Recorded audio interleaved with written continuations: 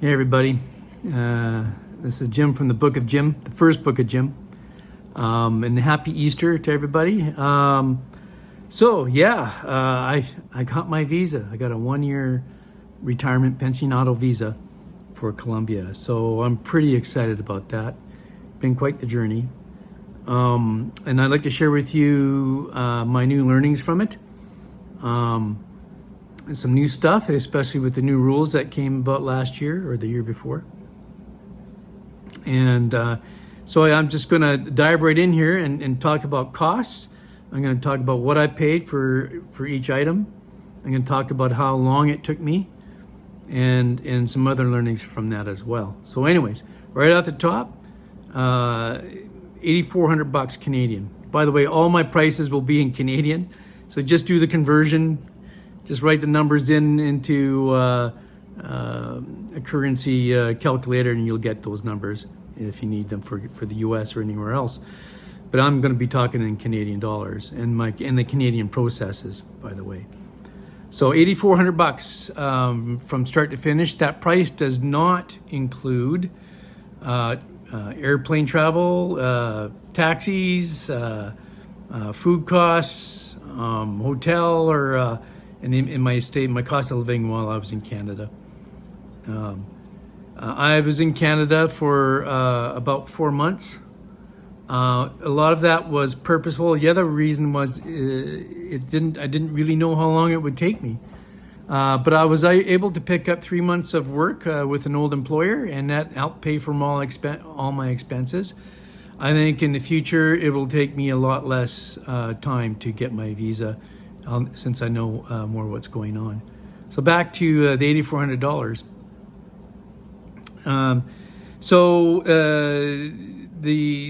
The fees were basically criminal record check. I got that for free because I lived in a rural area up northern British Columbia. And so apparently that was free, but it will cost you if you live in the city. My lawyer fee, and I got a lawyer from Colombia, and I'm really glad I did. That was $1,007 for that lawyer. The notary fees, because you have to get them apostilled here in Canada or elsewhere. Anyways, the notary cost me $173. The processing fees, so that's the cost of translating items into Spanish, cost of visa study, the cost of the actual visa fee, and the cost of my cedula, all in came to about $700. Coming to a total of $8,400.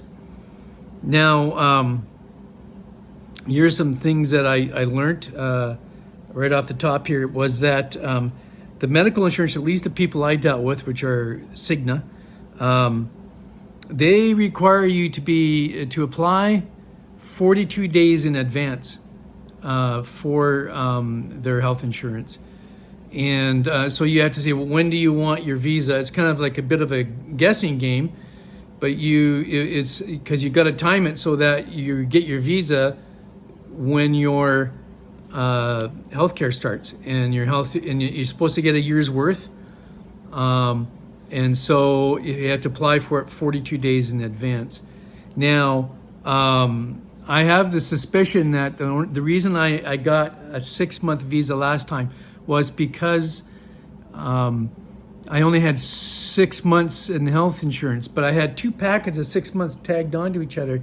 I don't think they looked at that. I think they just looked at the 6 months. And so it seems that the amount of time that the visa is good for is hooked into how long you've got your health insurance for. And you can only get a year at a time.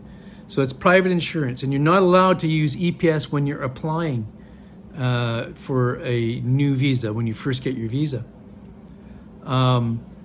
So I thought that was interesting. The other thing was that, and I talked to my lawyer about EPS, which is the public system in Colombia.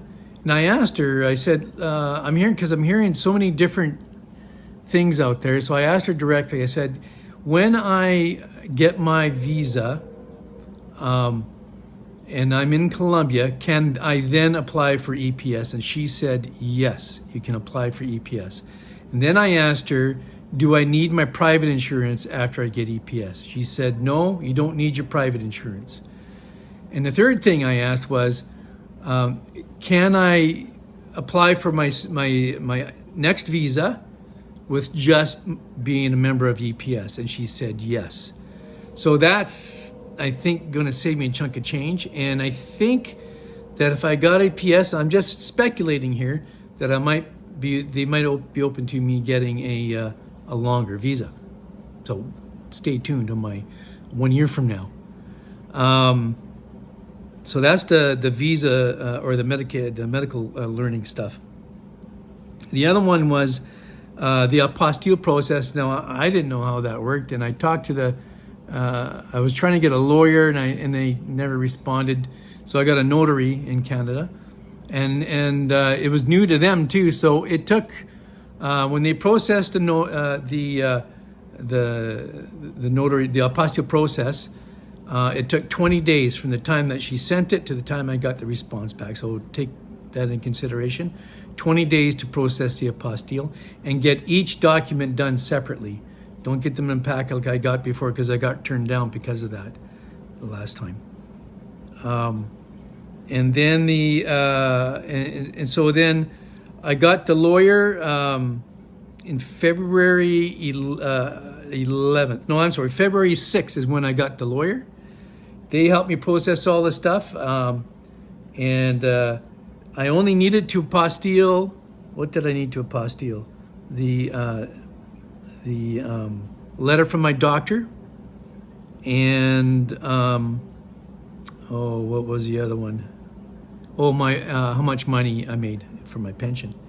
And the letter from the doctor, all is just a simple little paragraph. I know this is my patient for X amount of time. He's good. He's healthy. He's mentally capable of living in Colombia. And so that's all I got for that letter. So just those two documents needed to be apostilled. The other one's not.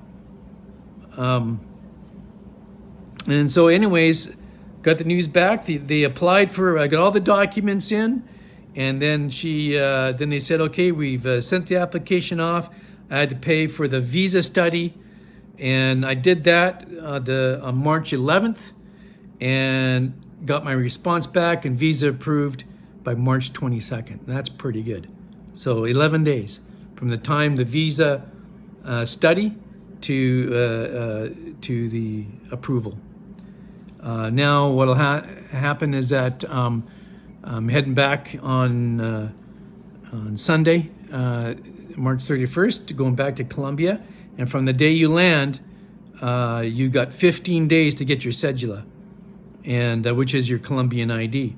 And so I tried to get it in my home community, but it doesn't look very hopeful. They couldn't get me an appointment. So I have to get an appointment in Bogota. So I'm going to have to make a special trip to Bogota to get my cedula, but it's worth it.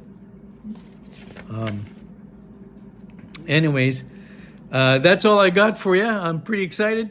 And put any questions down below. Let me know if you want any more information. You guys take care. Bye-bye.